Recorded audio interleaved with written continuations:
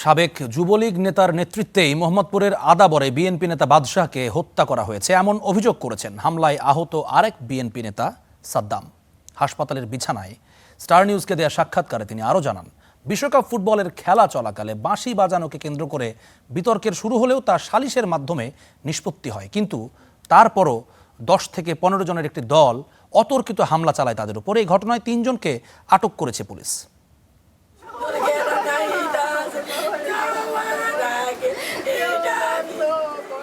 স্বামীর স্মৃতি আঁকড়ে ধরে এই বুকফাটা আর্তনাদ এক স্বামীহারা স্ত্রী স্মৃতি আক্তারের।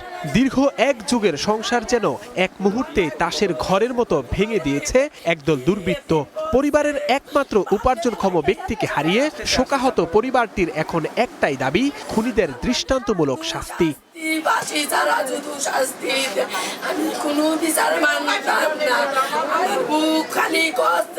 নির্মম ওই হত্যার সূত্রপাত ব্রাজিল জাপান বিশ্বকাপ ফুটবল ম্যাচকে ঘিরে। খেলা চলাকালে বাঁশি বাজানোকে কেন্দ্র করে স্থানীয় কয়েকজন কিশোরের সঙ্গে কথা কাটাকাটি হয় স্থানীয় বিএনপি নেতা বাদশাহ ও সাদ্দামের।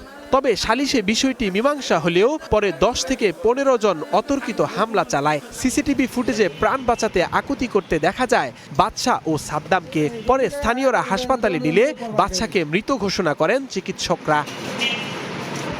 গুরুতর আহত অবস্থায় হাসপাতালে শয্যায় সাদ্দাম। হামলার সেই ভয়াবহ মুহূর্তের বর্ণনা দেন তিনি।